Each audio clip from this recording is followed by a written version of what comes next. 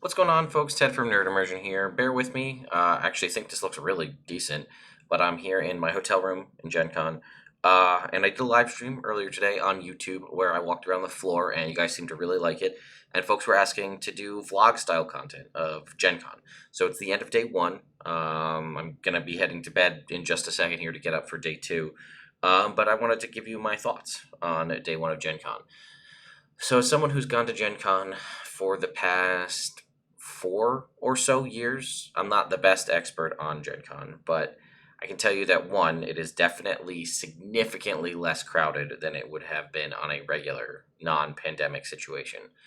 I I did not even see a line for like general pickup. Now, bear in mind it is Thursday, right?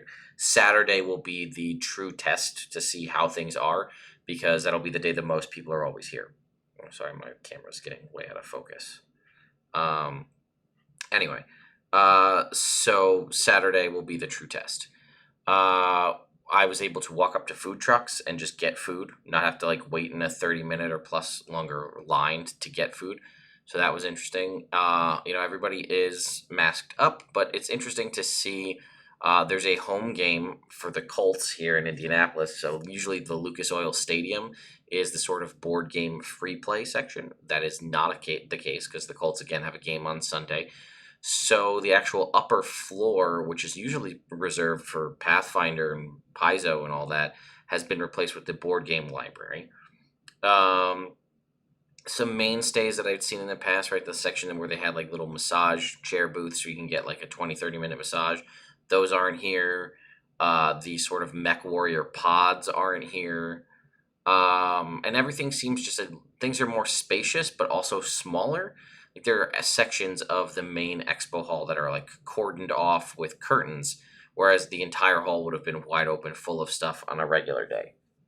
Um, I can show you. I guess I can show you today's haul, if you will. I picked up some dice. Not that I need dice, but ChessX is here, and I really liked the look of these lab dice. They're this like very cool like radioactive green with orange, and I like that they came in the test tube. They're called this is Gemini Plasma green, teal, and orange with a luminary effect. It's called the kind of the clear. So I really like these. I think I'm gonna give these to my son. And then these guys here, I've got four other sets. So last year, or year before, they had debuted their first ever blacklight sets, which if you shined a blacklight on them, they would glow a different color. Now all of these are different. So this obviously is a set for me. This is Ghostly Glow, orange, yellow. Inside here, obviously don't have a black light, so I can't showcase this to you. There is all sorts of like inclusions and glitter and things that react under a black light. A buddy of mine, Sean from our Tuesday night stream, asked me to pick up these glitter golden silver dice. Which again, the glitter, there's a variety, right? Some are translucent, some are opaque. And then I thought these ones just looked really cool. This is the Nebula Oceanic with gold. And then this is for Celine, who also plays with us on Tuesday. This is Luminary. This is Luminary Effect, glows in the dark. This is the Nebula Nocturnal Blue, which I thought was really cool. The only other thing that I really picked up today was this guy, which was my Swobold Mini. Oops, jeez, come back here. My Swobold Mini from Cobalt Press. Super awesome. This is just wild to have this in hand. I'm super excited about that. As far as the rest of today, I played in a battle royale style D&D game. Calling it D&D was a little bit of a stretch. We basically had a condensed down rule set and character sheet, and it was well done though. I thought it was well tested. Everybody started with the same armor class, the same hit points, attack bonus, damage. That was all standard, and movement speed. That was all standard across the board. Everybody picked a character, a name, and a character weapon of choice, but it was really just flavor.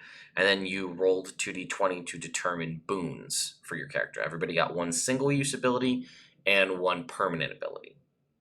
Mine happened to be advantage on attack rolls, which was very useful. And my single use was like a push, like a Fusroda shout push thing. That damaged me but knocked everybody 7 squares away and then also did damage to them. And basically what happened was we had a 24 by 24 playmat, And basically everybody, you went through initiative order, and everybody picked a corner to start in, and you rolled 2d20, and you picked a direction, and then you picked another direction after that, and you roll a d20, move that many squares, roll another d20, and move whatever other direction you wanted to go from there. And then the game basically started, and it was a battle royale. You had to try to defeat everybody. And there was 2 tables of 6, and when one character died, they went over to the other table. So you got to basically have 2 shots to try and win. And yeah, if you killed another player, you got a boon. You rolled for a random boon. So taking and defeating enemy players was the best way to improve the strength of your character. And then again, when you moved to the other table, you actually got 2 new boons as well. So it was pretty cool. I made it to the top, to the final 2 at my initial table. But then at that point, we started getting people coming over from the other table to join in. So then that made it a little bit more difficult. And then I was in the final 3 of the original table, or sorry, of the secondary table. But yeah, it was really fun. I had a lot of fun playing that. And then other than that, I didn't really do too much today. I went and met up with some different friends. So you can expect some videos coming out. I don't know if they'll actually be out on Saturday or maybe Sunday, but I have some interviews already scheduled. But I'm going to be meeting up with the folks over from Mage Hand Press. The folks from Start Playing are also here, which I found out that a ton of people that I didn't know were going to be here are here. So I met with the Mage Hand Press folks, and Hit Point Press is also here. We may be doing some sort of meetup at some point. Start Playing we're gonna be doing an interview with Start Playing at some point on Saturday. And then let's see. I also met up with the folks over at Baldwin Games. Describe is also here. Friend and sponsor of the channel. D&D Beyond, there's a couple of people here. They also wanted to chat about some stuff, which I thought was interesting, given what's the history. But yeah, there's a lot of cool folks here. So I'm hoping tomorrow, I don't have too much going on. I have 2 games. I have a Harry Potter game, which I want to check out, Harry Potter D&D. I want to see how they handle that.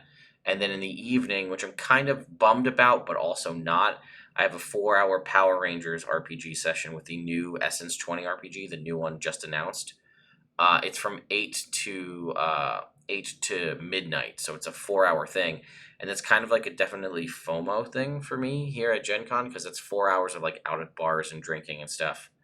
I did go to Tappers, like named after like root beer tapper, like the game, which was an arcade. There's like a bunch of barcades here in Indy, and they had D&D trivia tonight, which was pretty cool. We went to that, and then I went to a couple other bars. I went to a steakhouse. I went to a southern place. It's pretty awesome. So I'm pretty jazzed to be here. Again, I still have plenty of swag if you're here at Gen Con and you'd like to come find me somewhere. Just let me know. I'm around, right? I'll be in a couple of games tomorrow.